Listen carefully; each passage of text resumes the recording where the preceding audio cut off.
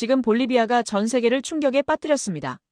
전기차 시대와 함께 리튬 가격이 폭등하며 시작된 8조 달러 규모의 자원 전쟁. 매장량 세계 1위 볼리비아를 잡기 위해 미국, 중국, 독일이 사활을 걸고 달려들었습니다. 모든 지표와 데이터는 독일이 가장 안전한 선택이라고 의심치 않았습니다. 그런데 바로 그 순간 현장 실무진과 시민들이 한 목소리로 한국을 외치기 시작한 겁니다. 리튬을 단 한 번도 요구한 적 없던 한국은 어떻게 전 세계 강대국들을 밀어내고 볼리비아의 선택을 이끌어낼 수 있었을까요? 지금부터 20년 동안 기록되지 않았던 한국의 진짜 이야기를 공개합니다. 어디서 듣고 계신가요? 구독과 좋아요 잊지 마세요. 안녕하세요. 저는 볼리비아 자원에너지 정책 자문관입니다. 오늘 아침 7시 휴대전화가 연속으로 진동했어요. 블룸버그 속보였습니다. 리튬 가격이 또 뛰었어요. 톤당 78,000달러. 1년 전만 해도 2만 달러였던 숫자였죠. 전기차 시대가 본격화되면서 세계는 급격히 변하고 있었습니다. 샤워를 하는 동안에도 머릿속이 복잡했어요. 숫자들이 계속 떠올랐습니다. 톤당 78,000달러, 우유니 사막의 추정 매장량 2,100만 톤. 계산기 없이도 금액이 그려졌어요. 천문학적 숫자였죠. 하지만 그보다 중요한 건 타이밍이었습니다. 지금이 아니면 기회는 다시 오지 않을 수도 있었어요. 정부 청사로 향하는 길에 라디오에서는 리튬 뉴스가 끊임없이 흘러나왔습니다. 테슬라가 새 공장을 짓는다는 소식, 유럽연합이 배터리 자립을 선언했다는 발표, 중국이 또 다른 광산 계약을 체결했다는 보도. 모든 문장이 리튬으로 시작하고 리튬으로 끝났어요. 세계가 리튬에 목말라 하고 있었죠. 택시 운전사가 물었습니다. 리튬 가격이 오르면 우리 삶이 나아지느냐고. 저는 대답을 망설였어요. 가격이 오르는 것과 삶이 나아지는 것은 별개의 문제였으니까요. 자원을 팔아서 부자가 된 나라도 있지만 팔고도 여전히 가난한 나라가 더 많았습니다. 중요한 건 어떻게 파느냐였어요. 회의실에 들어서자 이미 실무진이 모여 있었습니다. 자원부 차관, 경제기획팀장, 환경담당관, 법무고문. 모두의 얼굴에 긴장이 가득했어요. 차관이 저를 보더니 고개를 끄덕였죠. 회의가 곧 시작될 거라는 신호였습니다. 팀장이 프로젝터를 켰어요. 화면에 그래프가 떴습니다. 리튬 가격 추이였어요. 급격한 상승 곡선이었죠. 2020년까지만 해도 완만했던 선이 2021년부터 수직으로 치솟았습니다. 그 옆에는 세계 전기차 판매량 그래프가 놓였어요. 같은 모양이었습니다. 두 그래프는 완벽히 연동되어 있었죠. 차관이 입을 열었습니다. 우리는 지금까지 3번의 기회를 놓쳤다고 했어요. 석유시대 때 베네수엘라가 불을 쌓을 때 우리는 구경만 했고 천연가스 시대 때 카타르가 도약할 때 우리는 주변부에 머물렀습니다. 구리붐이 왔을 때는 칠레가 모든 걸 가져갔죠. 이번이 4번째 기회였어요. 하지만 이번은 달랐습니다. 차관이 말했어요. 우유니 사막의 리튬은 세계 매장량의 절반 이상이라고. 우리가 중심이고 우리가 선택하는 쪽이라고 했죠. 처음으로 우리가 협상 테이블의 위쪽에 앉을 수 있는 순간이었습니다. 경제기획팀장이 보고를 이어받았어요. 지난 한 달간 세계 각국에서 문의가 쏟아졌다고 했습니다. 공식 제안만 24건, 비공식 접촉까지 합치면 50건이 넘었어요. 유럽, 아시아, 북미 모든 대륙에서 손을 내밀었죠. 그중에서 진지한 제안은 4곳이라고 했습니다. 환경 담당관이 조심스럽게 말했어요. 하지만 선택을 잘못하면 과거의 실수를 반복할 수 있다고. 1980년대 주석 광산, 1990년대 은채굴. 모두 외국 자본이 들어와서 파내고 떠났습니다. 남은 건 황폐한 땅과 오염된 물뿐이었어요. 이번엔 달라야 한다고 담당관은 강조했죠. 법무고문이 덧붙였습니다. 계약서가 중요하다고 했어요. 아무리 좋은 조건이라도 법적 구속력이 없으면 의미가 없다고. 과거에는 구두 약속만 믿고 계약했다가 낭패를 본 적이 많았습니다. 이번엔 모든 조항을 명확히 해야 한다고 고문은 말했어요. 회의실에 잠시 침묵이 흘렀습니다. 무거운 침묵이었어요. 모두가 같은 생각을 하고 있었죠. 이번 선택이 잘못되면 우리 세대는 역사의 죄인이 될 거라고. 하지만 제대로 선택하면 우리는 국가의 운명을 바꿀 수 있었습니다. 저는 독일 프랑크푸르트에서 자원경제학을 전공했어요. 미국 덴버에서 채굴 프로젝트를 분석했고 유럽 각지의 광산 사업 컨설팅에 참여했습니다. 데이터를 믿었고 시스템을 신뢰했어요. 국가는 감정으로 움직여선 안 된다는 게 제 철학이었죠. 차관이 저를 바라봤습니다. 어떻게 생각하느냐고 물었어요. 저는 잠시 망설였습니다.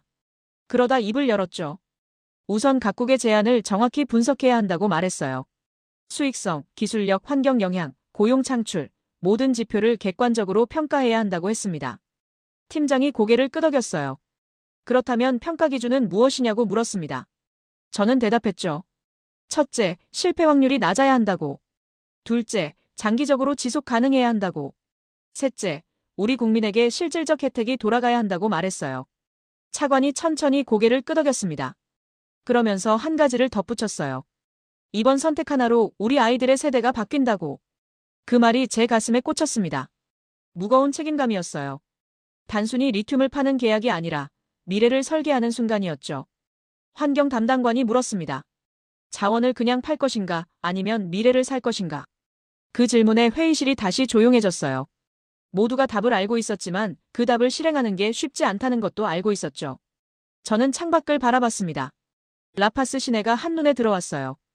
빽빽이 들어선 집들, 좁은 골목길, 낡은 버스들. 저 안에 400만 명이 살고 있었습니다. 그들은 이번 선택의 결과를 온몸으로 느끼게 될 거예요. 회의는 2시간 동안 이어졌습니다. 각자의 의견이 오갔어요. 신중해야 한다는 목소리, 빨리 결정해야 한다는 목소리, 환경을 우선해야 한다는 주장, 경제를 먼저 봐야 한다는 반론. 모든 의견이 타당했지만 모든 의견을 동시에 만족시킬 수는 없었습니다. 차관이 회의를 정리했어요. 일주일 안에 각국의 제안서를 정밀 분석하라고 지시했습니다. 저에게는 종합보고서를 작성하라고 했죠.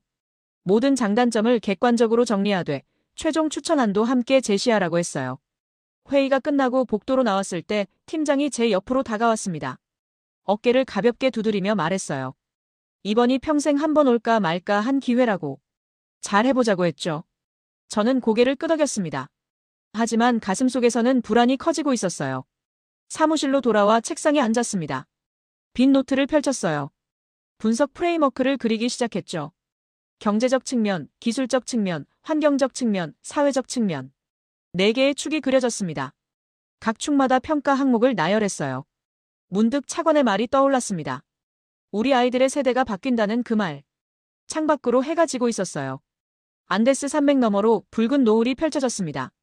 저 산 아래 우유니 사막에 세계가 원하는 리튬이 잠들어 있었어요. 우리는 그 위에 앉아서 수십 년을 가난하게 살았죠. 이제 그 가난을 끝낼 수 있는 기회가 왔습니다. 하지만 기회는 양날의 검이었어요. 제대로 잡으면 날개가 되지만 잘못 잡으면 칼날에 베일 수 있었죠. 저는 그 사실을 누구보다 잘 알고 있었습니다. 그래서 더 신중해야 했어요. 노트에 한 줄을 적었습니다. 자원을 원하는 나라들과 성장을 설계하는 나라. 그 차이를 찾아내는 게 제 임무였어요. 단순히 조건이 좋은 계약이 아니라 우리를 진짜 성장시킬 수 있는 파트너를 찾아야 했죠. 밤이 깊어갔습니다. 라파스의 불빛들이 하나둘 켜지기 시작했어요. 산비탈을 따라 반짝이는 불빛들. 저 안에서 사람들은 내일을 준비하고 있었습니다. 그들은 모르고 있었어요. 지금 이 순간 그들의 미래가 결정되고 있다는 걸. 저는 컴퓨터를 켰습니다. 분석 작업을 시작할 시간이었어요. 일주일 안에 답을 찾아야 했습니다. 데이터를 믿었지만 이번만큼은 데이터 너머를 봐야 할 것 같았어요. 차관의 말이 계속 머릿속을 맴돌았죠. 우리 아이들의 세대가 바뀐다는 그 말. 기회가 열렸습니다. 하지만 그 문 너머에 무엇이 있는지는 아무도 몰랐어요. 천국일 수도 함정일 수도 있었죠. 선택의 순간이 다가오고 있었습니다. 일주일이 시작되었습니다. 월요일 아침 사무실 책상 위에 4개의 파일이 놓였어요. 두께만 해도 각각 300페이지는 좋게 넘었습니다. 독일, 미국, 중국, 한국. 4나라가 보낸 정식 제안서였죠. 저는 커피를 한 잔 따르고 첫 페이지를 펼쳤습니다. 독일 제안서부터 읽기 시작했어요. 표지부터 달랐습니다. 유럽연합 로고와 독일 에너지청 마크가 선명했죠. 첫 문장이 눈에 들어왔어요. 지속가능한 성장을 위한 파트너십. 독일은 기술부터 제시했습니다. 직접 추출 방식의 리튬 생산 시스템이었어요. 기존 증발 방식보다 물 사용량을 65% 줄일 수 있다고 했죠. 구체적인 수치가 나열되었습니다. 시간당 처리량, 순도, 회수율. 모든 게 검증된 데이터였어요. 칠레와 아르헨티나에서 이미 성공 사례가 있다고 적혀 있었습니다. 환경 부분이 인상적이었어요. 유럽연합 최고 등급의 환경 기준을 적용한다고 했습니다. 탄소 배출량 계산부터 생태계 복원 계획까지. 심지어 철수 후 토지 복구 비용도 계약에 포함되어 있었죠. 아무도 요구하지 않았는데 스스로 넣은 조항이었습니다. 수익 배분 모델도 명확했어요. 생산량의 40%를 볼리비아 정부가 가져가는 구조였습니다. 시장가 기준으로 계산하되 최저 보장 가격도 설정되어 있었어요. 가격이 폭락해도 우리는 손해를 보지 않는다는 뜻이었죠. 법무팀이 좋아할 만한 조항이었습니다. 고용 계획은 5년 단위로 짜여 있었어요. 1차년도 500명, 3차년도까지 2,000명, 5차년도에는 3,500명. 현지인 비율을 매년 높여간다는 계획이었습니다. 기술직 교육 프로그램도 포함되어 있었고요. 독일 본사에서 3개월 연수도 보장한다고 했죠. 저는 형광펜으로 핵심 문장들을 표시했습니다. 검증된 기술, 명확한 수익 구조, 철저한 환경관리. 모든 게 완벽해 보였어요. 위험 요소를 찾기 어려웠습니다. 이게 바로 선진국의 제안서구나 싶었죠. 오후가 되자 미국 제안서를 펼쳤습니다. 표지에는 성조기 대신 에너지부 로고가 있었어요. 독일과는 결이 달랐습니다. 첫 장부터 금융 패키지 이야기가 나왔죠. 30억 달러 규모의 개발 차관을 제공한다고 했어요. 이자율도 파격적이었습니다. 미국의 강점은 규모였어요. 생산 설비 투자만 15억 달러를 약속했습니다. 독일의 2배 규모였죠. 정제시설도 볼리비아 내에 짓겠다고 했어요. 원자재만 수출하는 게 아니라 가공까지 우리 땅에서 한다는 뜻이었습니다. 하지만 조건이 있었어요. 미국 기업들에게 우선 공급권을 준다는 조항이었습니다. 시장가보다 5% 낮은 가격에 판매해야 했죠. 계산해보니 장기적으로는 손해가 될 수도 있었어요. 저는 빨간 펜으로 물음표를 그렸습니다. 또 다른 조건도 눈에 띄었어요. 분쟁 발생 시 중재는 미국 법원에서 한다는 조항이었습니다. 우리 땅에서 일어난 일인데 미국 법으로 판단한다는 거였죠. 법무 고문이 반대할 게 뻔했어요. 주권 문제였으니까요. 그래도 매력적인 부분이 있었습니다. 외교적 지원이었어요. 미주개발은행 이사직 추천, 자유무역협정 체결 지원, 국제기구 진출 협력. 경제를 넘어서는 제안이었죠. 하지만 저는 고개를 저었습니다. 리튬 계약에 외교를 끼워 넣는 게 불편했어요. 다음으로 중국 제안서를 폈습니다. 분량부터 압도적이었어요. 400페이지가 넘었습니다. 번역 상태도 가장 꼼꼼했죠. 중국어 원문까지 첨부되어 있었어요. 제안서라기보다 사업 계획서에 가까웠습니다. 중국의 제안은 단순했어요. 속도와 규모였습니다. 계약 즉시 10억 달러를 선지급한다고 했죠. 착공 전에 돈이 들어온다는 뜻이었어요. 인프라도 먼저 깔아주겠다고 했습니다. 도로, 전력, 통신망. 광산 운영에 필요한 모든 걸 중국이 부담한다는 거였죠. 생산 속도 계획도 공격적이었어요. 18개월 안에 첫 생산을 시작한다고 했습니다. 독일이 36개월, 미국이 30개월 계획인 것에 비하면 절반 수준이었죠. 가능한 건가 싶었어요. 하지만 중국은 아프리카와 남미 전역에서 이미 증명했습니다. 고용 규모도 가장 컸어요. 1차년도부터 3,000명을 채용한다고 했습니다. 다른 나라들이 5년 걸릴 숫자를 첫 해에 달성한다는 거였죠. 인건비 부담이 클 텐데도 주저하지 않았어요. 중국의 자신감이 느껴졌습니다. 하지만 우려되는 부분도 많았어요. 기술 이전 조항이 모호했습니다. 현지 인력 교육은 언급되었지만 핵심 기술을 넘겨준다는 내용은 없었어요. 결국 우리는 단순 노동력만 제공하게 될 수도 있었죠. 저는 이 부분에 별표를 3개 그렸습니다. 계약 기간도 길었어요. 30년이었습니다. 독일과 미국이 15년인 것에 비하면 2배였죠. 게다가 자동 연장 조항까지 있었어요. 한번 중국과 손잡으면 평생 간다는 뜻이었습니다. 수익 배분은 35%였어요. 독일보다 5% 낮았습니다. 하지만 선지급 10억 달러를 감안하면 나쁘지 않다는 계산도 나왔죠. 현금이 당장 필요한 나라라면 솔깃할 만한 조건이었어요. 마지막으로 한국 제안서를 펼쳤습니다. 분량이 가장 얇았어요. 150페이지 정도였죠. 표지도 소박했습니다. 화려한 디자인 없이 깔끔한 글씨만 있었어요. 볼리비아, 한국 지속가능 협력 프로젝트. 제목부터 달랐습니다. 한국은 리튬보다 사람을 먼저 언급했어요. 현지 인력 양성 프로그램이 첫 장에 나왔습니다. 기술 교육, 경영 교육, 안전 교육. 3년 과정에 체계적인 커리큘럼이 제시되어 있었죠. 졸업생들은 광산뿐 아니라 관련 산업 전반에 취업할 수 있다고 했어요. 기술 이전 조항이 구체적이었습니다. 5년 안에 핵심 운영 기술을 모두 이전한다고 명시되어 있었어요. 특허 사용권도 함께 넘겨준다고 했죠. 10년 후에는 볼리비아가 독자적으로 운영할 수 있게 만들겠다는 계획이었습니다. 수익 구조가 독특했어요. 생산량의 30%를 정부가 가져가되 추가로 지역 발전 기금을 조성한다고 했습니다. 수익의 10%를 별도로 적립해서 교육과 의료에 쓴다는 거였죠. 리튬이 고갈된 후를 대비한다는 설명이 붙어 있었어요. 투자 규모는 가장 작았습니다. 8억 달러였어요. 중국의 절반도 안 됐죠. 생산 속도도 느렸어요. 24개월 계획이었지만 신중하게 진행한다고 적혀 있었습니다. 숫자만 보면 경쟁력이 떨어져 보였어요. 하지만 이상한 점이 있었습니다. 제안서 마지막에 참고 자료가 첨부되어 있었어요. 한국이 다른 나라에서 진행한 프로젝트 사례였습니다. 인도네시아 니켈 광산, 칠레 구리 광산, 몽골 히토류 개발.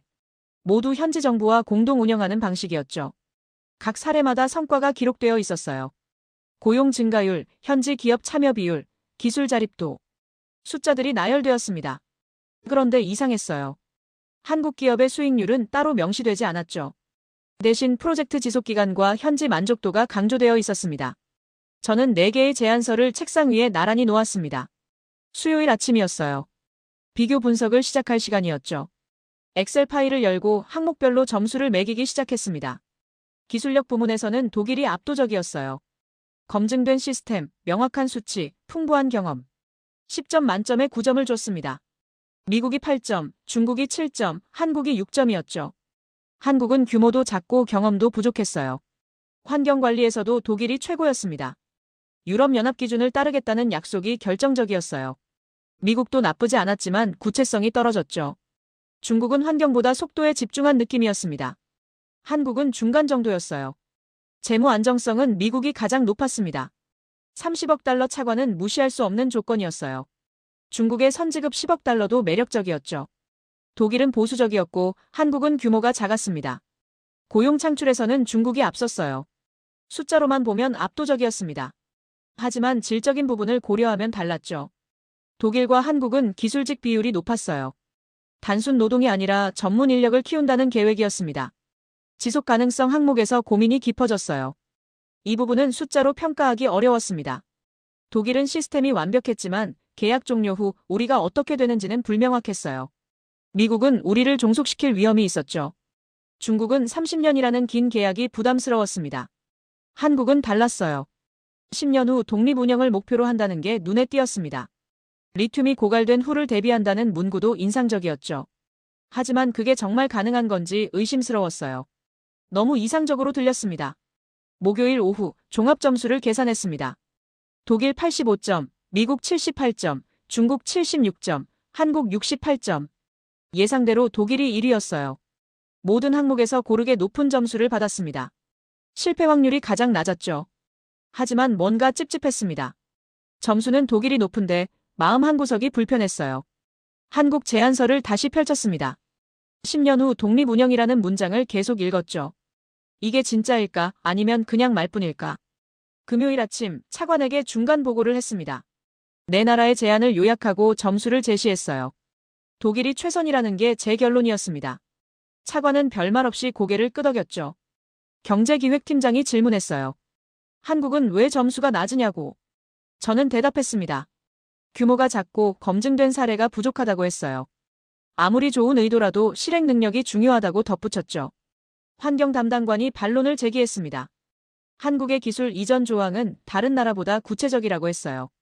저는 인정했습니다. 하지만 그게 실제로 이행될지는 장담할 수 없다고 말했죠. 계약서는 아름다워도 현실은 다를 수 있다고요. 법무고문이 미국 제안의 중재 조항을 지적했습니다. 주권 침해 소지가 있다고 했어요. 저도 동의했습니다. 미국은 제외하는 게 맞다고 생각했죠. 결국 독일, 중국, 한국 중에서 골라야 했어요. 회의가 끝나고 사무실로 돌아왔습니다. 책상 위의 제안서들을 다시 바라봤어요. 독일의 완벽한 논리, 중국의 압도적인 규모, 한국의 진솔한 약속. 각각의 장점이 명확했습니다. 하지만 저는 확신했어요. 국가는 실험할 수 없다고. 검증된 시스템이 필요하다고 생각했습니다. 독일이 답이었죠. 아름다운 약속보다 안전한 선택이 중요했어요. 저녁 무렵 보고서 초안을 작성했습니다. 독일 선택을 강력히 권고한다는 내용이었어요. 실패 확률 최소화, 환경 보호 보장, 수익 구조 명확성. 3가지 근거를 명시했습니다. 휴대전화가 울렸어요. 대학 시절 교수님이었습니다. 요즘 큰 프로젝트를 맡았다는 소문을 들었다고 하시더군요. 조심하라는 당부를 하셨어요. 자원 계약은 한번 잘못되면 돌이킬 수 없다고 하셨죠. 저는 감사하다고 답했습니다. 그리고 말씀드렸어요. 데이터를 믿고 있다고 감정에 휘둘리지 않겠다고 했죠. 교수님은 잠시 침묵하시더니 말씀하셨습니다. 데이터도 중요하지만 데이터가 보여주지 못하는 것도 있다고. 전화를 끊고 창밖을 바라봤습니다. 라파스의 야경이 펼쳐졌어요. 불빛들 사이로 사람들이 살아가고 있었죠. 그들은 제안서를 읽지 못합니다. 점수표도 보지 못해요. 하지만 이 선택의 결과는 그들이 온몸으로 느끼게 될 거예요. 보고서 제출 버튼 앞에서 손이 멈췄습니다. 독일, 정말 독일이 맞는 걸까? 하지만 곧 고개를 저었어요. 의심할 이유가 없었습니다. 모든 지표가 독일을 가리키고 있었으니까요. 버튼을 눌렀습니다. 보고서가 전송되었어요. 다음 주면 최종 회의가 열릴 거였습니다. 그때 제 판단이 검증될 거예요. 저는 확신했습니다. 데이터는 거짓말하지 않는다고. 보고서를 제출한 다음 날 소문이 퍼지기 시작했습니다. 월요일 아침부터였어요. 정부 청사 복도에서 직원들이 수군거렸죠. 독일로 결정됐다는 얘기가 나돌았습니다. 아직 공식 발표도 없었는데 말이에요. 누가 흘렸는지는 몰랐어요. 점심시간에 식당에서 뉴스를 봤습니다. 앵커가 리튬 프로젝트 소식을 전하고 있었죠. 독일 기업과의 계약이 유력하다는 보도였습니다. 화면에는 우윤희 사막 영상이 나왔어요. 하얀 소금 평원 위로 햇빛이 반짝이고 있었죠. 오후에 휴대전화가 울렸습니다. 환경 담당관이었어요. 포토시에서 뭔가 움직임이 있다고 했습니다. 시민단체들이 모이고 있다는 정보였죠. 저는 대수롭지 않게 생각했어요. 어떤 결정이든 반대하는 사람은 있기 마련이니까요. 하지만 화요일 아침 상황이 달라졌습니다. 포토시 시청 앞에 사람들이 모이기 시작했어요. 처음엔 수십 명이었습니다. 점심때가 되자 수백 명으로 늘어났죠. 그들은 플래카드를 들고 있었어요. 독일은 안 된다. 과거를 반복하지 마라. 우리 땅을 지키자. 경제기획팀장이 급히 저를 찾았습니다. 포토시 상황을 알고 있느냐고 물었어요. 저는 안다고 답했습니다. 하지만 걱정할 필요 없다고 말했죠. 데이터를 보면 이해할 거라고 시간이 필요할 뿐이라고 했어요. 팀장은 고개를 저었습니다. 그들은 데이터를 보지 않는다고 했어요. 기억을 본다고 했죠. 과거의 기억을. 저는 무슨 뜻인지 이해할 수 없었습니다. 기억이 데이터보다 중요할 수는 없었으니까요. 수요일 오전 시위가 확대되었습니다. 포토시뿐 아니라 우윤희 지역에서도 사람들이 나왔어요. 현지 농민들이었습니다. 그들은 트럭을 타고 포토시로 향했죠. 시청 앞 광장이 사람들로 가득 찼어요. 뉴스가 생중계를 시작했습니다. 저는 사무실에서 화면을 지켜봤어요. 한 노인이 마이크를 잡았습니다. 그의 얼굴은 주름으로 가득했어요. 목소리가 떨리고 있었죠. 하지만 말은 또렷했습니다. 노인이 말했어요. 2010년에도 독일이 왔다고. 그때도 약속은 아름다웠다고 했습니다. 일자리를 만들겠다고, 환경을 지키겠다고, 지역을 발전시키겠다고 했죠. 계약서는 완벽했다고. 변호사들이 검토했고 정부가 승인했다고 했어요. 하지만 현실은 달랐다고 노인은 말했습니다. 수익은 수도 라파스로만 갔어요. 포토시에는 먼지만 남았죠. 물 사용량이 급증하면서 인근 농업이 무너졌습니다. 옥수수 밭이 말라갔고 감자 농사가 실패했어요. 목축업도 타격을 받았죠. 일자리는 생겼다고 노인이 계속 말했습니다. 하지만 대부분 단순 노동이었어요. 광산에서 돌을 나르고 시설을 청소하는 일이었죠. 기술직은 모두 독일에서 온 사람들이 차지했습니다. 현지인 중 승진한 사람은 단 한 명도 없었어요. 3년 후 독일 기업이 철수했습니다. 수익성이 낮다는 이유였어요.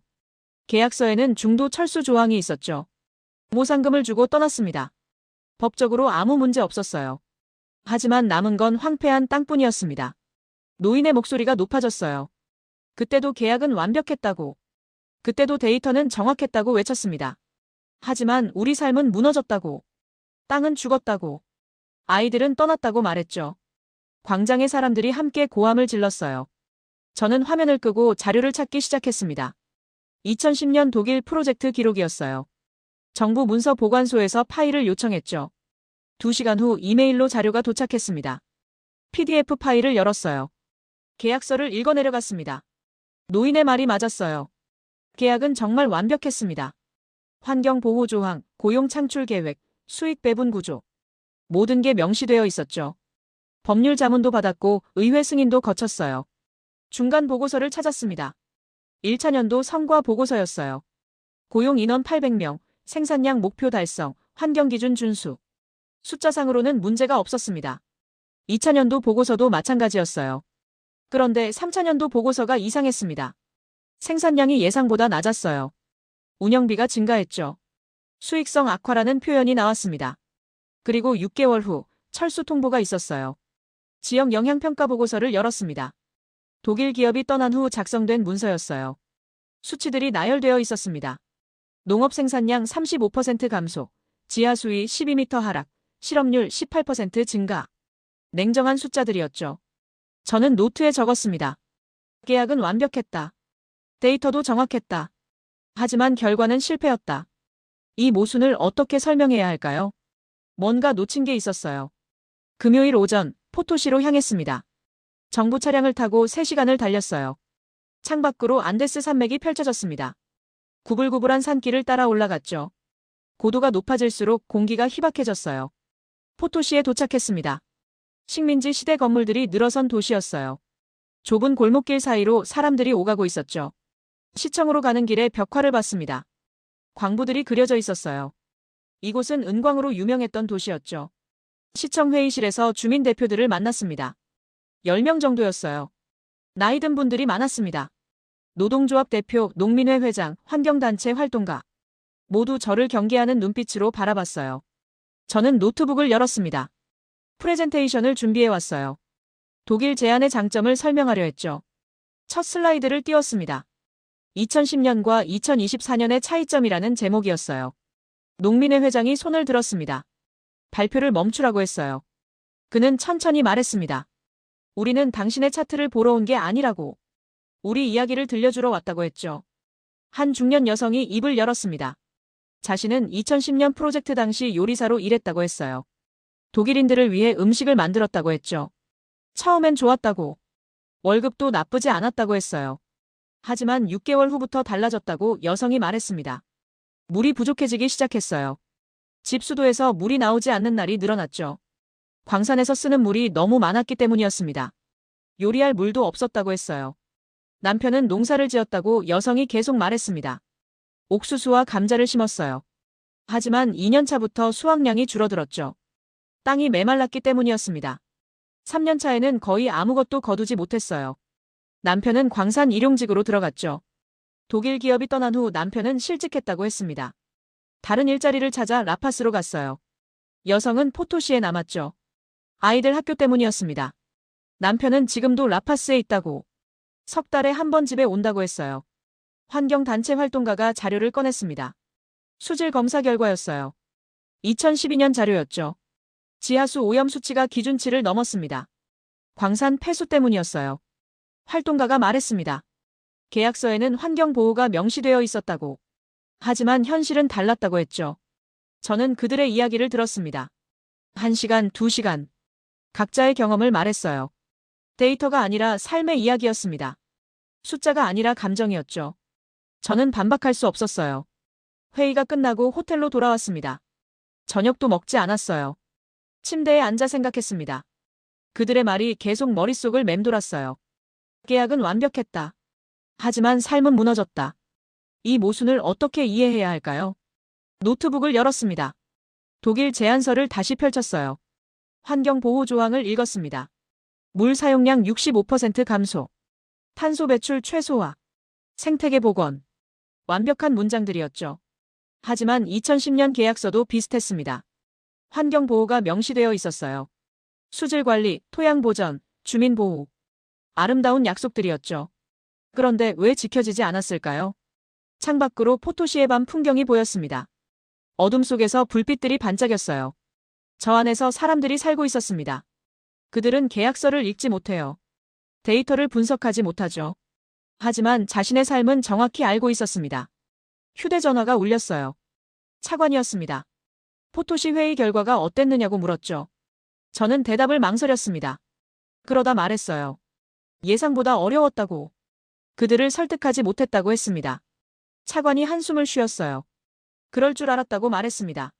신뢰는 논리로 만들어지지 않는다고 했죠. 경험으로 만들어진다고. 그리고 한번 깨진 신뢰는 쉽게 회복되지 않는다고 했어요. 전화를 끊고 다시 창밖을 바라봤습니다. 포토시의 밤은 조용했어요. 하지만 제 머릿속은 시끄러웠습니다. 데이터와 경험, 논리와 감정, 계약과 신뢰. 두 세계가 충돌하고 있었죠. 저는 여전히 확신했습니다. 독일이 최선이라고. 감정에 휘둘려선 안 된다고 생각했어요. 하지만 마음 한구석에 의심이 싹트기 시작했습니다. 제가 놓치고 있는 게 있는 건 아닐까? 데이터가 보여주지 못하는 무언가가 있는 건 아닐까? 토요일 새벽 라파스로 돌아왔습니다. 이른 아침이었지만 사무실로 향했어요. 할 일이 많았습니다. 다음 주면 최종 회의였죠. 독일 선택을 확정할 시간이 다가오고 있었습니다. 하지만 포토시에서의 경험이 자꾸 떠올랐어요. 그들의 얼굴, 그들의 목소리, 그들의 이야기. 데이터 뒤에 사람이 있었습니다. 숫자 뒤에 삶이 있었어요. 저는 그걸 보지 못하고 있었던 걸까요? 월요일 오전 9시 차관 집무실로 향했습니다. 주말 내내 다듬은 최종 보고 자료가 들어있었죠. 독일 선택의 타당성을 완벽하게 정리한 문서였습니다. 포토시의 감정적 반발에도 불구하고 데이터는 여전히 명확했어요. 문을 열고 들어섰습니다. 저는 먼저 입을 열었어요. 최종 분석을 마쳤다고 말했습니다. 독일이 최선의 선택이라고 확신한다고 했죠. 노트북을 열려고 했어요. 차관이 손을 들었습니다. 필요 없다고 했어요. 차관이 책상으로 걸어갔습니다. 계약서를 집어들었어요. 무게를 가늠하듯 손에 쥐고 있다가 다시 책상 위에 내려놓았습니다. 탁 소리가 났어요. 포토시에 다녀왔다고 들었다고 차관이 말했습니다. 저는 고개를 끄덕였어요. 주민들을 만났다고 그들의 이야기를 들었다고 답했습니다. 하지만 감정에 휘둘려선 안 된다고 덧붙였어요. 국가는 데이터로 움직여야 한다고 말했죠. 차관이 물었습니다. 그들이 뭐라고 하던가? 저는 대답했어요. 2010년 실패 경험을 얘기했다고요. 독일에 대한 불신을 표현했다고 했습니다. 하지만 그때와 지금은 다르다고 강조했어요. 계약 조건이 훨씬 정교해졌다고 말했죠. 어떻게 정교해졌느냐고 물었어요. 저는 노트북을 다시 열었습니다. 비교표를 보여주려 했죠. 차관이 고개를 저었어요. 화면을 보지 않았습니다. 당황했지만 말로 설명했습니다. 물 사용량이 65% 감소한다고 했어요. 환경관리 수준이 유럽연합 최고 등급이라고 말했습니다. 수익 배분이 40%로 상향되었다고 덧붙였죠. 숫자들을 나열했어요. 차관이 책상에 앉았습니다. 저를 올려다봤어요. 2010년 계약서를 봤느냐고 물었습니다. 저는 봤다고 답했어요. 차관이 말했습니다. 그것도 완벽했다고요. 숫자들도 좋았다고 조건도 명확했다고 했어요. 하지만 실패했다고 차관이 계속 말했습니다. 왜 실패했는지 아느냐고 물었어요. 저는 이행 과정에서 문제가 있었을 거라고 답했습니다. 감독이 부족했을 거라고 추측했죠. 이번엔 더 철저히 관리하면 된다고 말했어요. 차관이 한숨을 쉬었습니다. 자네는 아직도 모르는구나 하는 표정이었어요. 그가 물었습니다. 데이터가 모든 걸 말해준다고 생각하나? 저는 주저없이 대답했어요. 그렇다고요. 데이터는 거짓말하지 않는다고 말했습니다. 차관이 일어섰습니다. 창가로 다시 걸어갔어요. 등을 보이며 말했습니다. 아니, 자네는 독일이 보여주고 싶은 데이터만 보고 있어. 저는 반박했어요. 공식 자료라고 검증된 수치라고 항변했습니다. 검증되었다고 차관이 되물었습니다. 누가 검증했느냐고 물었어요. 독일이 스스로 검증한 거 아니냐고 했죠. 저는 입을 다물었습니다. 제3자 검증 보고서도 있다고 말하려 했지만 그 제3자도 독일이 선정한 기관이라는 게 떠올랐어요. 차관이 돌아섰습니다. 독일은 왜 우리와 계약하려 하느냐고 물었어요. 저는 대답했습니다. 리튬이 필요해서라고요. 전기차 산업에 필수적이니까라고 했습니다. 그뿐인가 차관이 물었어요. 저는 그게 전부라고 생각했습니다. 차관이 고개를 저었어요. 독일은 이윤을 극대화하려 한다고 말했습니다. 그게 기업의 본질이라고요. 나쁜 게 아니라고 했습니다. 하지만 우리의 목표와는 다르다고 덧붙였어요. 저는 반박했습니다. 그래서 계약이 있는 거라고 말했어요. 조건을 명시하고 의무를 규정하면 된다고 했습니다. 법적 구속력이 있다고 강조했어요. 2010년 계약도 법적 구속력이 있었다고 차관이 말했습니다. 하지만 어땠나요? 독일은 모든 조항을 지켰다고 했어요. 법적으로는 하자가 없었다고요. 그런데 왜 포토시 사람들은 지금도 분노하느냐고 물었습니다. 저는 대답할 수 없었어요. 차관이 책상으로 돌아왔습니다. 저를 똑바로 바라보며 말했습니다. 자네는 똑똑하네. 데이터를 잘 다루고 논리도 명확해요. 서양에서 공부했고 선진국 프로젝트 경험도 있죠. 하지만 한 가지를 놓치고 있어요. 무엇을 놓치고 있냐고 제가 물었습니다. 데이터 너머를 보는 눈이라고요. 숫자 뒤에 있는 의도를 읽는 능력이라고 했습니다. 계약서에 쓰여 있지 않은 것을 보는 지혜라고 덧붙였죠. 저는 이해할 수 없었습니다. 그런 건 추측 아니냐고 반문했어요.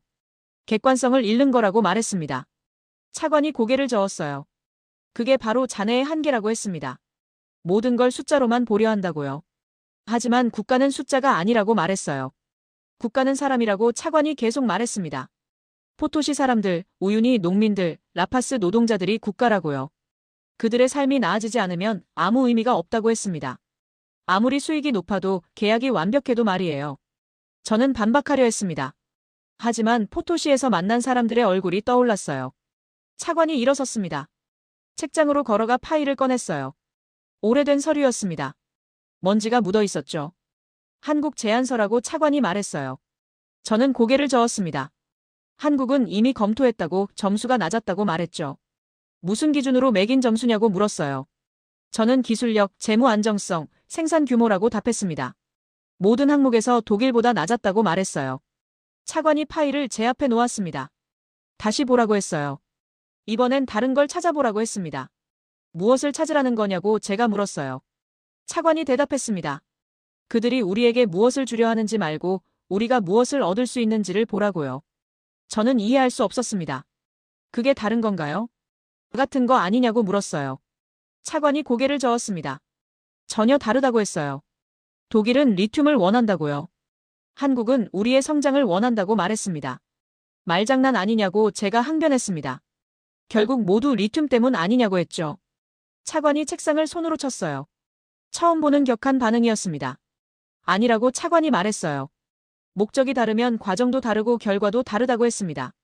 긴 침묵이 흘렀습니다. 차관은 숨을 고르고 있었어요. 저는 노트북을 끌어안은 채 서 있었습니다. 제가 준비한 모든 자료가 무용지물이 된 기분이었어요. 차관이 창밖을 가리켰습니다. 저 밖에 400만 명이 산다고 말했어요. 그들은 자네의 선택을 믿고 있다고요. 그 신뢰를 저버리지 말라고 했습니다. 하지만 저는 독일이 맞다고 확신한다고 다시 말했습니다. 모든 지표가 그걸 가리킨다고 했어요. 차관이 고개를 저었습니다. 자네가 보는 지표가 전부가 아니라고 말했어요. 보지 못하는 지표도 있다고 했습니다. 무엇을 보지 못한다는 겁니까? 제가 물었습니다. 차관이 대답했어요. 진짜 지속 가능성이라고요. 리튬이 고갈된 후에도 우리가 살아남을 수 있는가? 그게 진짜 질문이라고 했습니다. 저는 이해할 수 없었어요. 그게 계약에 어떻게 들어가냐고 물었습니다. 차관이 한국 파일을 다시 가리켰어요. 거기 답이 있다고 했습니다. 찾아보라고 했죠. 일주일을 주겠다고 차관이 말했습니다. 한국이 다른 나라에서 한 일을 조사하라고요. 숫자가 아니라 결과를 보라고 했습니다. 데이터가 아니라 진실을 찾으라고 명령했어요. 제 커리어가 걸린 일이라고 제가 말했습니다. 잘못된 선택을 할 순 없다고 했어요. 차관이 저를 똑바로 바라봤습니다. 자네 커리어보다 중요한 게 있다고 말했어요. 400만 명의 미래라고요. 그게 더 무겁다고 했습니다. 저는 아무 말도 할 수 없었습니다. 차관이 손짓으로 나가라고 했어요. 일주일 후 다시 보자고 했습니다. 그때까지 답을 찾아오라고 말했어요. 문을 나서며 뒤돌아봤습니다. 차관은 다시 창가에 서 있었어요. 책상 위에 독일 계약서는 그대로였습니다. 서명되지 않은 채로요. 푸른 표지가 햇빛에 반짝이고 있었어요. 복도를 걸으며 생각했습니다. 데이터 너머를 보라니 무슨 뜻일까요? 숫자가 아니면 무엇을 봐야 하는 걸까요? 저는 혼란스러웠어요. 확신이 흔들리고 있었습니다. 사무실로 돌아와 한국 파일을 펼쳤습니다. 다시 읽기 시작했어요. 이번엔 점수를 매기지 않았습니다. 그냥 천천히 한 줄 한 줄 읽었어요.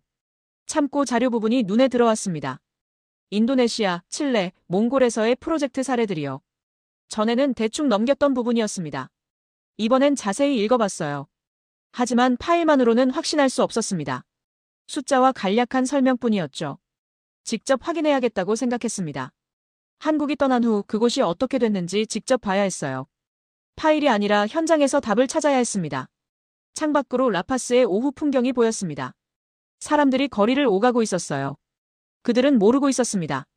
지금 이 순간 그들의 미래를 두고 두 세계가 충돌하고 있다는 걸요. 데이터와 진실, 논리와 지혜.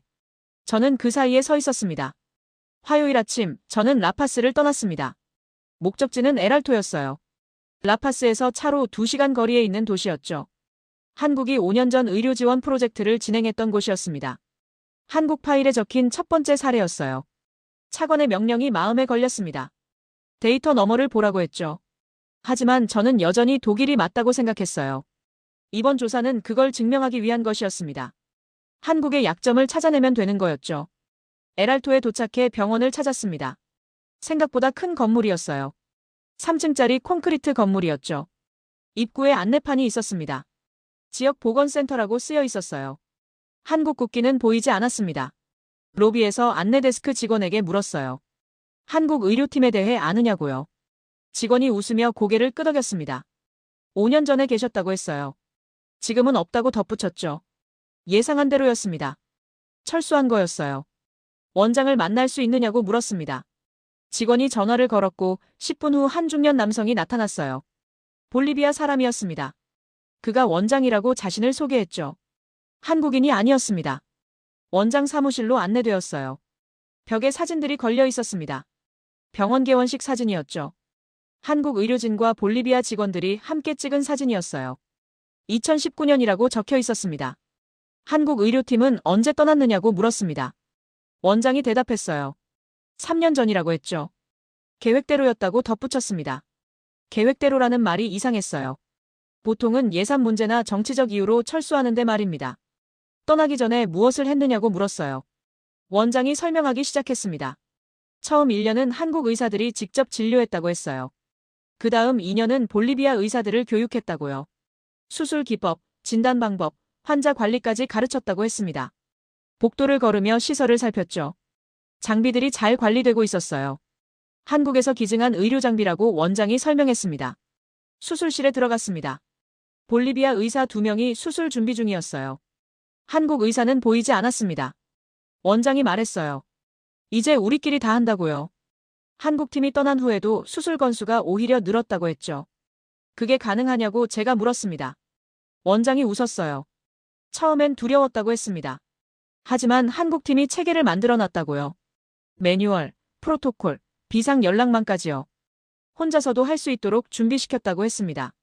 운영비는 어떻게 충당하느냐고 물었어요. 원장이 장부를 보여줬습니다. 정부 지원금과 환자 수입으로 운영된다고 했어요. 수지가 맞는다고 덧붙였죠. 한국이 돈을 계속 주는 게 아니었습니다. 스스로 돌아가는 구조였어요. 병원을 나오며 생각했습니다. 이건 예상과 달랐어요. 한국이 떠났지만 병원은 멈추지 않았습니다. 오히려 더 잘 돌아가고 있었죠. 하지만 이게 리튬 프로젝트와 무슨 관계가 있을까요? 오후에 농업지역으로 향했습니다. 에랄토에서 남쪽으로 1시간 거리였어요. 한국이 농업기술 지원을 했던 마을이었습니다. 파일에 2번째 사례로 적혀 있었죠. 마을 입구에 간판이 보였습니다. 농업협동조합이라고 쓰여 있었어요. 건물 안으로 들어가자 한 노인이 앉아 있었습니다. 조합장이라고 자신을 소개했어요. 한국 농업팀에 대해 물었습니다. 노인의 얼굴이 밝아졌어요. 그들 덕분에 마을이 살았다고 말했습니다. 7년 전 일이라고 했죠. 무엇을 도와줬느냐고 물었어요. 노인이 설명하기 시작했습니다. 감자 재배 기술을 가르쳐줬다고 했어요. 품종 개량, 병충해 방제, 저장 방법까지요. 단순히 돈을 준 게 아니라 기술을 줬다고 강조했습니다. 한국팀은 언제 떠났느냐고 물었습니다. 4년 전이라고 노인이 답했어요. 그런데 이상한 점이 있었습니다. 떠난 후에도 수확량이 계속 늘었다고 했죠. 지금은 7년 전보다 2배가 됐다고 말했어요. 어떻게 그게 가능하냐고 제가 물었습니다. 노인이 밭으로 안내했어요. 걸어가며 설명했습니다. 한국팀이 시범 농장을 만들었다고 했어요. 그곳에서 직접 해보며 배웠다고요. 이론이 아니라 실습이었다고 했습니다. 밭에 도착했습니다. 감자가 자라고 있었어요. 노인이 말했습니다. 이제 우리가 다른 마을에 가르쳐준다고요. 배운 걸 나누고 있다고 했죠. 한국이 떠나도 지식은 계속 퍼져나간다고 덧붙였어요. 소득은 어떻게 됐느냐고 물었습니다. 노인이 장부를 꺼냈어요. 7년간의 기록이었습니다. 그래프가 우상향이었어요. 한국팀이 있을 때보다 떠난 후가 더 높았습니다. 이상했습니다. 보통은 지원이 끝나면 다시 원점으로 돌아가는데 말이죠. 여기는 달랐어요. 오히려 성장하고 있었습니다. 제가 아는 원조 프로젝트와는 패턴이 달랐죠. 수입한 식량은 얼마나 줄었느냐고 물었어요. 노인이 웃었습니다. 거의 안 사온다고 했어요. 예전엔 감자도 수입했는데 이젠 팔 정도라고 했죠. 마을 경제가 바뀌었다고 말했습니다. 마을을 나오며 메모했습니다. 병원과 같은 패턴이었어요. 한국이 떠났지만 시스템은 남았습니다. 아니, 더 발전했어요.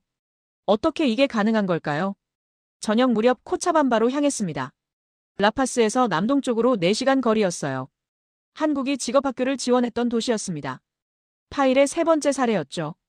다음 날 아침 학교를 찾았습니다. 기술직업학교라는 간판이 걸려 있었어요. 교장을 만났습니다. 40대 여성이었죠. 볼리비아 사람이었습니다. 한국의 지원에 대해 물었습니다. 교장이 설명했어요. 6년 전 한국이 장비와 커리큘럼을 지원했다고 했습니다. 용접, 전기, 배관 등 기술 교육이었죠. 3년간 지원하고 떠났다고 했어요. 졸업생들은 어디서 일하느냐고 물었습니다. 교장이 자료를 보여줬어요. 취업 현황이었습니다. 대부분 지역 기업에 취업했다고 했죠. 그런데 특이한 점이 있었어요. 일부는 자기 사업을 시작했다고 교장이 말했습니다. 작은 수리점, 제조공장, 설치업체요. 학교에서 배운 기술로 창업했다고 했어요. 고용되는 게 아니라 고용하는 쪽이 됐다고 덧붙였죠. 그게 교육 목표였느냐고 물었습니다. 교장이 고개를 끄덕였어요. 한국팀이 강조했다고 합니다. 단순 기술자가 아니라 전문가를 키우라고요. 언젠가 독립할 수 있는 능력을 주라고 했다고요. 졸업생 1명을 만날 수 있느냐고 청했습니다. 교장이 전화를 걸었어요. 30분 후 한 청년이 나타났습니다. 27세였고 전기설비 회사를 운영한다고 했어요. 학교에서 무엇을 배웠느냐고 물었습니다. 청년이 대답했어요. 기술만 배운 게 아니라고 했습니다. 사업관리, 고객응대, 회계까지 배웠다고요. 한국 강사가 현장 경험을 가르쳤다고 했죠. 지금 직원이 몇 명이냐고 물었어요. 6명이라고 청년이 답했습니다. 모두 같은 학교 후배들이라고 했어요. 배운 걸 다시 가르치고 있다고 덧붙였죠. 광산 일은 안 하느냐고 물었습니다. 청년이 고개를 저었어요. 광산은 언젠가 끝난다고 했습니다. 하지만 기술은 평생 간다고요. 그래서 독립적인 일을 선택했다고 말했습니다. 학교를 나오며 정리했습니다. 세 곳 모두 같은 패턴이었어요. 한국은 물고기를 준 게 아니었습니다. 물고기 잡는 법을 가르쳤어요. 아니, 그것도 아니었습니다. 물고기 잡는 법을 스스로 개발할 능력을 준 거였죠.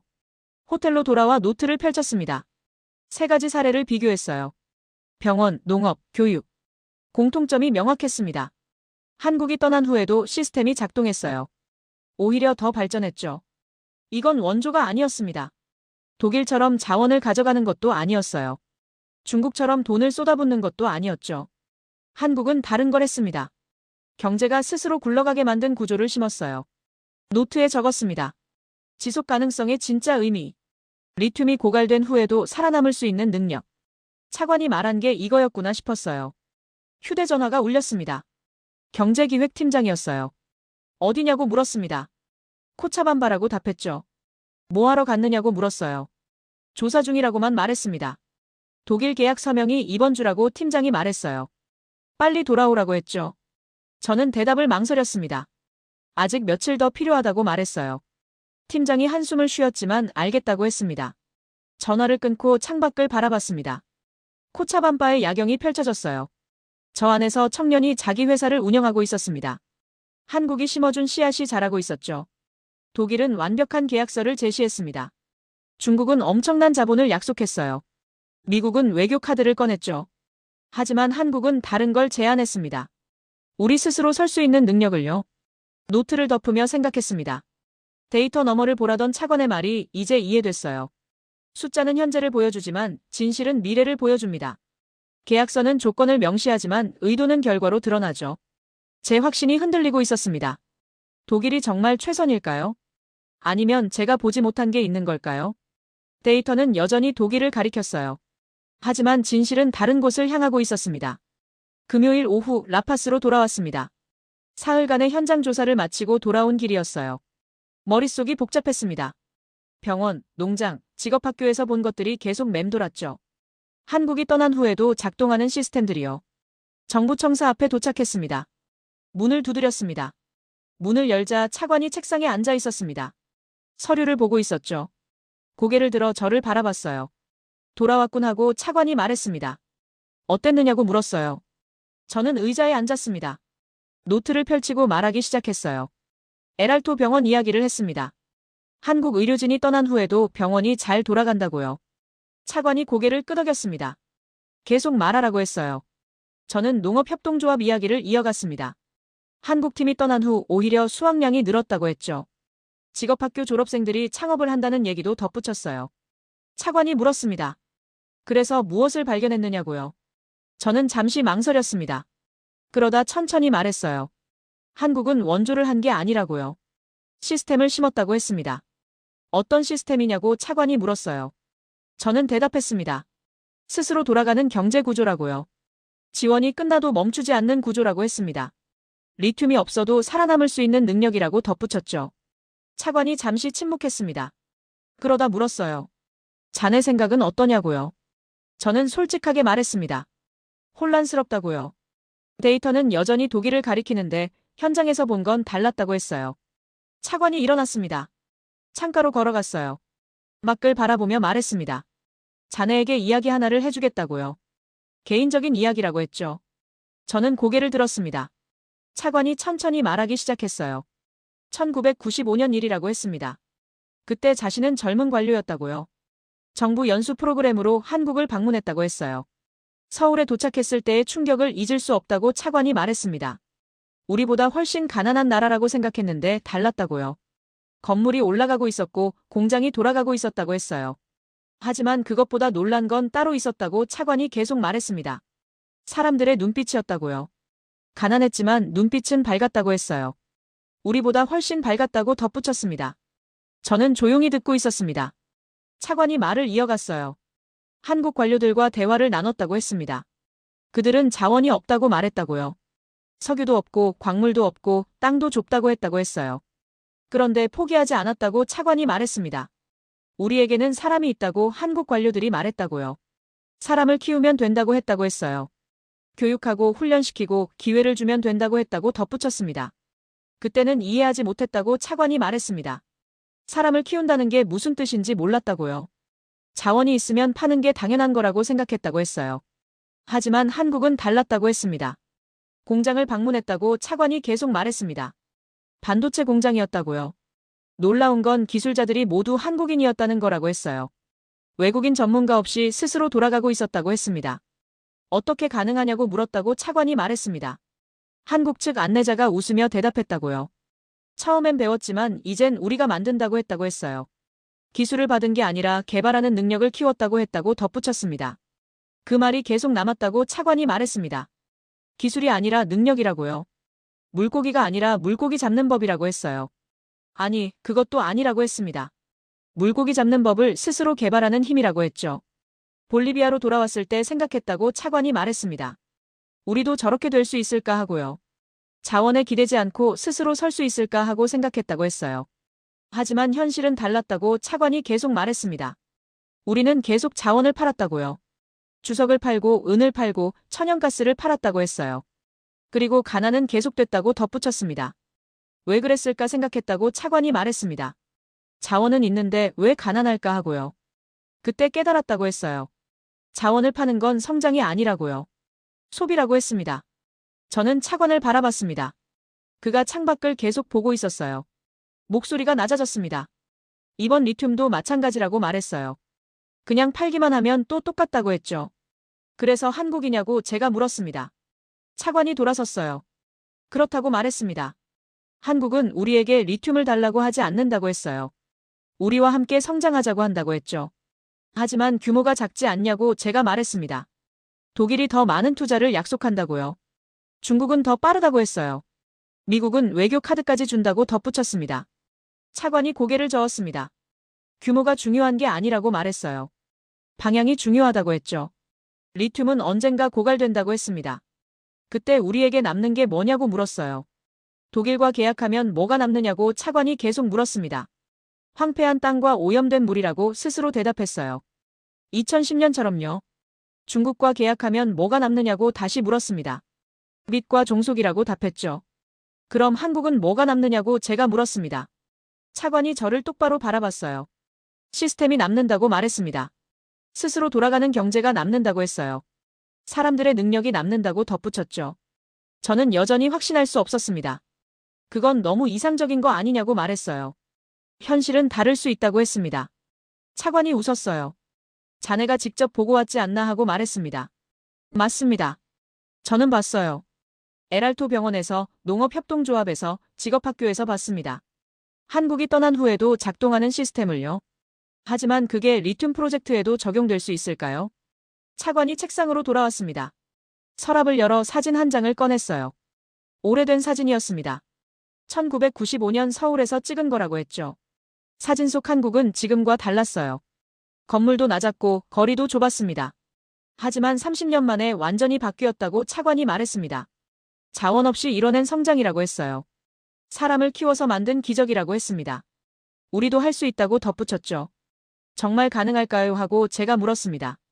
차관이 대답했어요. 확실한 건 아무것도 없다고요. 하지만 시도해볼 가치는 있다고 했습니다.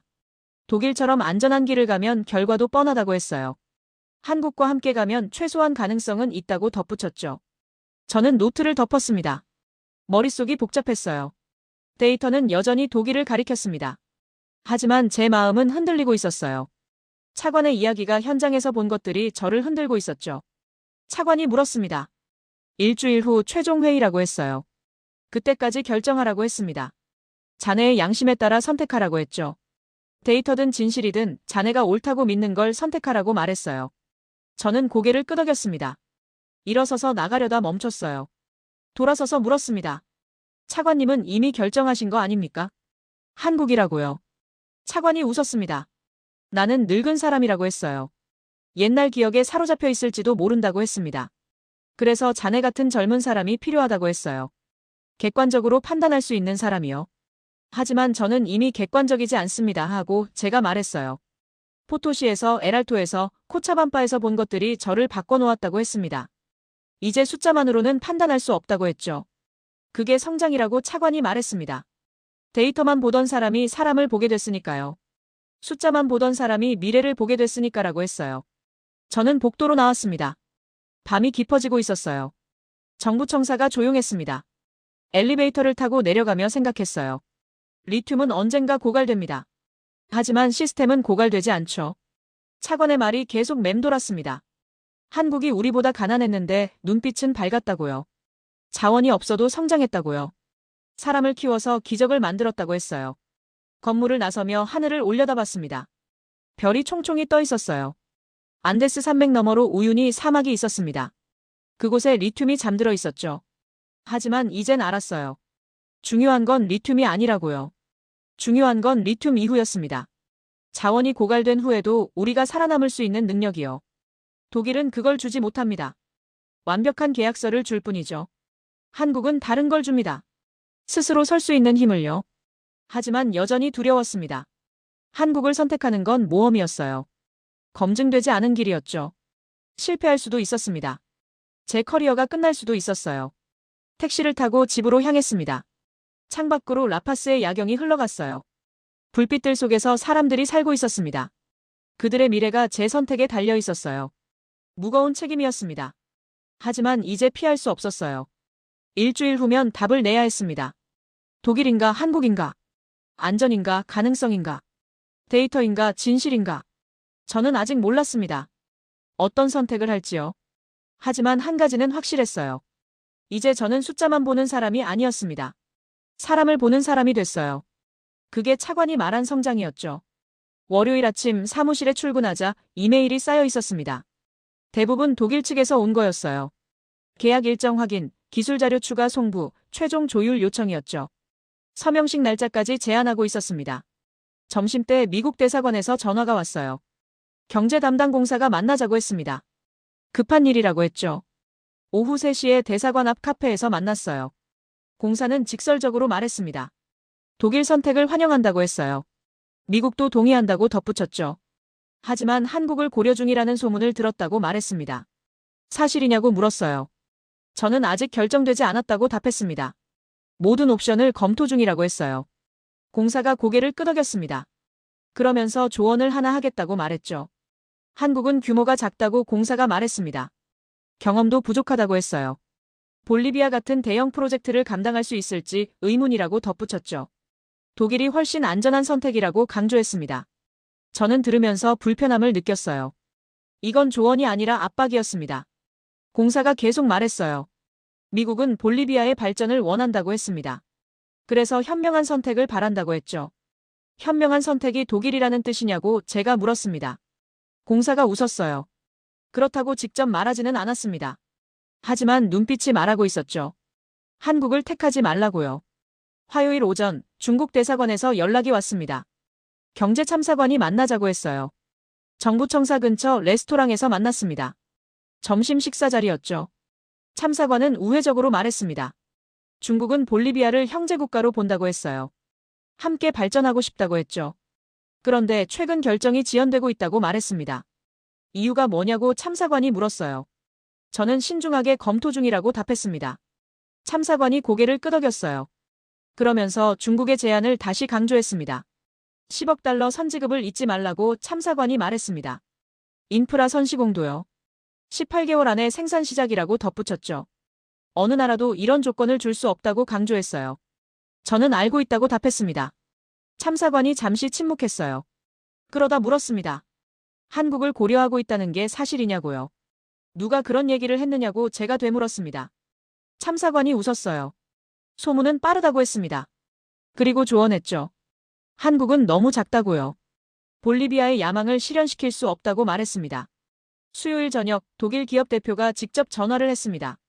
저녁 식사를 함께 하자고 했어요. 호텔 레스토랑에서 만났습니다. 고급 레스토랑이었죠. 대표는 정중했습니다. 계약 지연을 이해한다고 했어요. 중요한 결정이니까요. 하지만 너무 오래 걸리고 있다고 지적했습니다. 본사가 궁금해한다고 대표가 말했습니다. 왜 아직도 결정이 안 나느냐고요. 혹시 문제가 있느냐고 물었어요. 조건을 더 개선할 수 있다고 제안했습니다. 문제가 있는 게 아니라고 제가 답했습니다. 다만 신중하게 검토하고 있다고 했어요. 대표가 고개를 끄덕였습니다. 그러면서 물었어요. 한국과 비교하고 있느냐고요. 저는 대답을 망설였습니다. 대표가 웃었어요. 솔직히 말해도 된다고 했습니다. 그리고 말했죠. 한국은 좋은 나라지만 이런 규모의 프로젝트 경험이 없다고요. 독일은 다르다고 대표가 계속 말했습니다. 전 세계에서 수십 개 프로젝트를 성공시켰다고 했어요. 볼리비아도 성공시킬 수 있다고 자신했죠. 하지만 결정은 빨리 내려야 한다고 덧붙였습니다.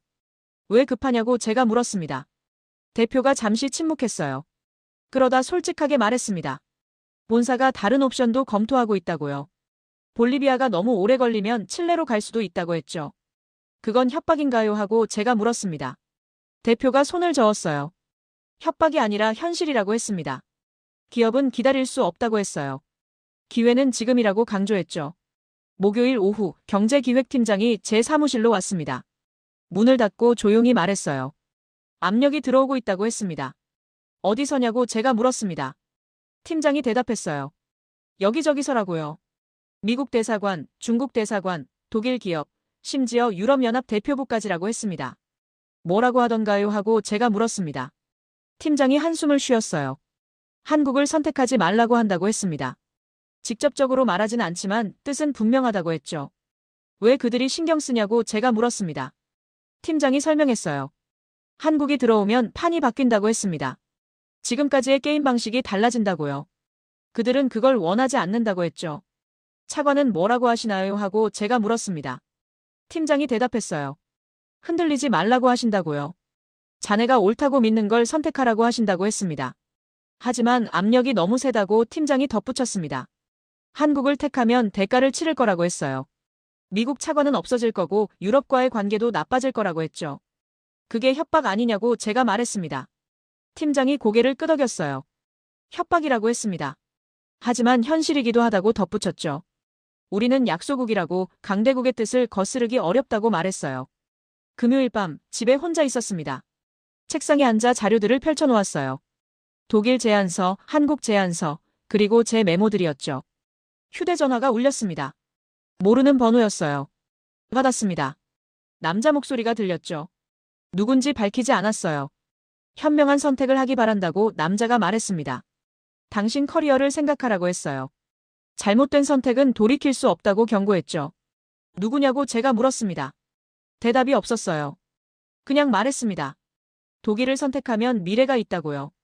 한국을 선택하면 여기서 끝이라고 했죠. 전화가 끊겼습니다. 손이 떨렸습니다.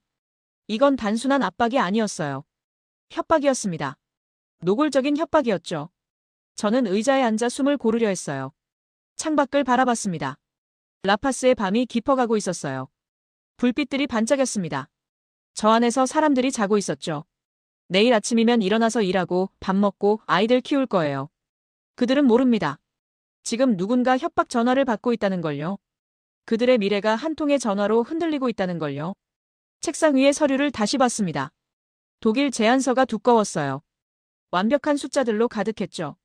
수익성, 안정성, 검증된 기술. 모든 게 확실했습니다. 한국 제안서는 얇았습니다. 숫자는 작았어요. 하지만 다른 게 있었습니다. 시스템, 교육, 기술 이전, 지속 가능성. 말로는 설명하기 어려운 무언가가 있었죠. 독일을 택하면 안전합니다. 제 커리어도 안전해요. 아무도 비난하지 않을 겁니다. 데이터가 지지하니까요. 하지만 10년 후, 20년 후는 어떨까요? 포토시가 또 황폐해지면요. 한국을 택하면 위험합니다. 제 커리어가 끝날 수도 있어요. 강대국들의 압박을 받을 겁니다. 하지만 에랄토 병원처럼, 농업협동조합처럼, 직업학교처럼 될 수도 있어요. 안전한 선택을 하면 나라가 멈춥니다. 옳은 선택을 하면 제가 끝나요. 이게 제 앞에 놓인 선택이었습니다. 노트를 펼쳤습니다. 포토시에서 만난 사람들의 얼굴을 그렸어요. 요리사였던 여성, 농민회 회장, 노동조합 대표. 그들의 목소리가 들렸습니다. 그때도 계약은 완벽했다고요. 에랄토 병원장의 얼굴도 그렸습니다. 이제 우리끼리 다 한다고 자랑스럽게 말하던 모습이요. 농업협동조합 노인도 그렸어요. 이제 우리가 다른 마을에 가르쳐준다던 말이요. 직업학교 졸업생도 떠올랐습니다. 광산은 언젠가 끝나지만 기술은 평생 간다던 청년이요. 그의 눈빛이 밝았습니다. 차관이 말한 그 눈빛이었어요. 시계를 봤습니다. 새벽 2시였어요. 내일이면 주말입니다. 월요일이면 최종 회의가 열려요. 그때까지 답을 내야 했죠. 책상 위에 두 제안서를 나란히 놓았습니다. 독일과 한국이요. 안전과 가능성이요. 데이터와 진실이요. 제 커리어가 중요할까요? 400만 명의 미래가 중요할까요? 차관이 물었던 질문이었습니다. 이제 저도 알았어요. 답을요. 하지만 두려웠습니다. 옳은 선택이 늘 안전한 건 아니니까요. 때로는 대가를 치러야 하니까요. 협박 전화가 다시 떠올랐습니다. 당신 커리어는 여기서 끝이라던 목소리요. 창밖에 별을 봤습니다. 안데스 산맥 위로 총총이 떠 있었어요. 그 너머 우유니 사막이 있었습니다. 리튬이 잠든 곳이요. 하지만 이젠 알았습니다. 리튬은 끝이 있어요. 언젠가 고갈됩니다. 중요한 건 그 후였죠. 리튬이 사라진 후에도 우리가 살아남을 수 있는가요? 독일은 그 답을 주지 못합니다. 완벽한 계약을 줄 뿐이죠. 한국은 다른 걸 줍니다. 스스로 설 수 있는 힘을요. 차관이 1995년 서울에서 본 그것을요. 노트를 덮었습니다. 눈을 감았어요. 포토시 사람들의 얼굴이 떠올랐습니다. 에랄토 병원이 보였어요. 농업협동조합의 밭이 펼쳐졌죠. 직업학교 청년의 눈빛이 반짝였습니다. 그리고 결심했습니다. 월요일 회의에서 무엇을 말할지요. 어떤 선택을 할지요. 두렵지만 피할 수 없었습니다. 이제 저는 숫자만 보는 사람이 아니었으니까요. 밤이 깊어갔습니다. 라파스가 조용했어요. 하지만 제 안에서는 무언가 결정되고 있었습니다. 데이터가 아니라 양심으로요. 안전이 아니라 믿음으로요. 월요일 아침 최종 회의가 열렸습니다. 대회의실이었어요. 차관, 경제기획팀장, 환경담당관, 법무고문 모두 모였습니다. 네 나라 대표단도 참석했어요. 독일, 미국, 중국, 한국. 각자 자리에 앉아 있었습니다. 저는 단상 앞에 섰습니다. 노트북을 열었어요. 최종 분석 보고서가 화면에 떴습니다. 손이 떨렸어요. 지난 며칠간 많은 일이 있었습니다. 전화가 왔었고 제안도 받았으며 경고도 들었어요. 하지만 지금은 그 얘기를 할 때가 아니었습니다. 차관이 고개를 끄덕였습니다. 시작하라는 신호였어요. 저는 숨을 깊이 들이쉬고 입을 열었습니다. 우리는 네 나라의 제안을 받았다고 말했습니다. 모두 훌륭한 제안이었다고 덧붙였어요. 기술력, 자본력, 경험 모든 면에서 뛰어났다고 했죠. 하지만 우리가 선택해야 하는 건 단순히 좋은 조건이 아니라고 말했습니다. 우리가 선택해야 하는 건 파트너라고 했어요. 20년, 30년을 함께 갈 파트너요. 리튬이 고갈된 후에도 우리와 함께할 파트너라고 강조했습니다. 처음에 저는 데이터를 믿었다고 말했습니다. 숫자가 답을 줄 거라고 생각했어요. 수익성, 기술력, 안정성을 계산했죠. 그 결과 독일이 최고점을 받았다고 했습니다. 하지만 뭔가 빠져 있었다고 말했어요. 데이터는 현재를 보여주지만 미래는 보여주지 못했습니다. 계약서는 조건을 명시하지만 의도는 숨기고 있었어요. 저는 그걸 보지 못하고 있었다고 고백했습니다. 그래서 현장에 갔다고 말했습니다. 한국이 다른 나라에서 무엇을 했는지 직접 확인했어요. 병원을 방문했고 농장을 돌아봤으며 학교를 찾아갔습니다. 그곳에서 본 것은 데이터가 아니었어요. 한국이 떠난 병원은 여전히 돌아가고 있었습니다. 한국 의사는 없었지만 수술은 계속됐어요. 볼리비아 의사들이 혼자서 해내고 있었습니다. 한국이 준 건 장비만이 아니었어요. 스스로 할 수 있는 능력이었습니다. 한국이 지원한 농장은 더 발전했습니다. 한국 기술자는 떠났지만 수확량은 2배가 됐어요. 농민들이 스스로 개선하고 있었습니다. 한국이 준 건 씨앗만이 아니었어요. 스스로 키우는 방법이었습니다. 한국이 세운 학교 졸업생들은 사업을 시작했습니다. 한국 강사는 없었지만 기업은 늘어났어요. 청년들이 스스로 창업하고 있었습니다. 한국이 준 건 기술만이 아니었어요. 스스로 서는 힘이었습니다. 저는 깨달았다고 말했습니다. 우리에게 필요한 건 리튬을 잘 파는 방법이 아니라 리튬 이후를 준비하는 능력이라고요. 외국 자본에 의존하는 구조가 아니라 스스로 성장하는 시스템이라고 했습니다. 독일은 훌륭한 파트너입니다. 기술도 최고고 계약도 완벽해요. 하지만 독일이 원하는 건 리튬입니다. 효율적으로 채굴하고 안정적으로 공급받는 거죠. 그게 나쁜 건 아닙니다. 하지만 우리의 목표와는 다릅니다. 한국이 원하는 건 다릅니다. 그들도 리튬이 필요해요. 하지만 방법이 달라요. 우리가 스스로 생산할 수 있게 만들려 합니다. 기술을 이전하고 인력을 키우며 시스템을 세우려 해요. 그래야 장기적으로 안정적이니까요. 저는 회의실을 둘러봤습니다. 독일 대표단이 고개를 숙이고 있었어요. 미국 대표는 팔짱을 끼고 있었습니다. 중국 대표는 무표정했어요. 한국 대표는 조용히 앉아 있었습니다. 볼리비아는 한국을 선택합니다. 저는 명확하게 말했어요. 한국은 리튬을 원해서 온 나라가 아닙니다. 우리를 성장할 수 있는 국가로 본 나라입니다. 우리의 미래를 함께 만들려는 나라예요. 리튬은 언젠가 고갈될 겁니다. 20년 후일 수도 50년 후일 수도 있어요. 하지만 반드시 고갈됩니다. 그때 우리에게 무엇이 남을까요? 한국과 함께라면 시스템이 남을 겁니다. 능력이 남을 거예요. 우리 스스로 서는 힘이 남을 겁니다. 회의실이 조용해졌습니다. 독일 대표가 일어났어요. 정중하게 인사했습니다. 아쉽지만 존중한다고 말했어요. 미국 대표도 일어났습니다. 고개를 끄덕이며 나갔어요. 중국 대표는 잠시 머뭇거리다 따라 나갔습니다. 한국 대표단만 남았습니다. 단장이 천천히 일어났어요. 저는 긴장했습니다. 뭔가 말하려나 싶었어요. 감사 인사나 포부 같은 걸 할 거라 생각했죠. 하지만 한국 단장은 말하지 않았습니다. 그냥 깊게 고개를 숙였어요. 오래, 천천히요.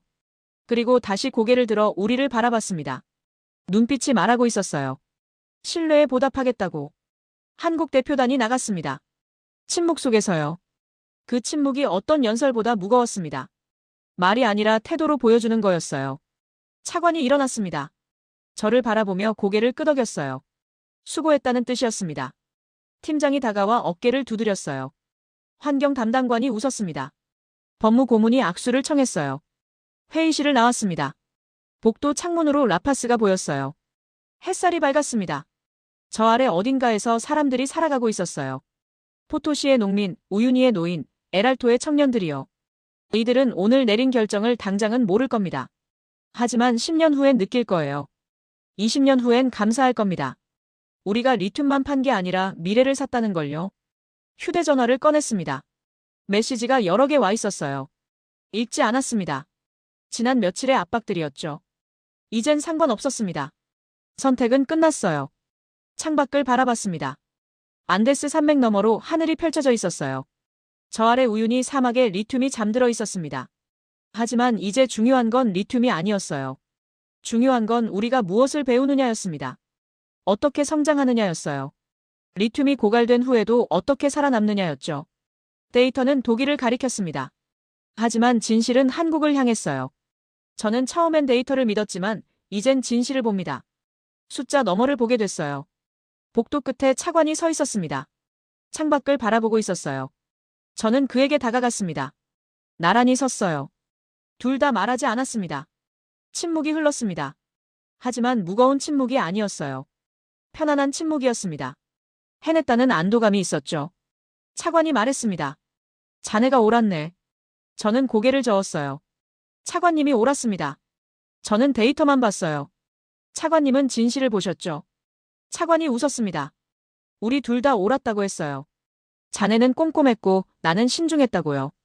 함께여서 가능했다고 덧붙였습니다. 라파스의 오후였습니다. 햇살이 따뜻했어요. 새로운 시작이었습니다. 볼리비아의 새로운 시작이요. 리튬은 고갈되지만 시스템은 남습니다.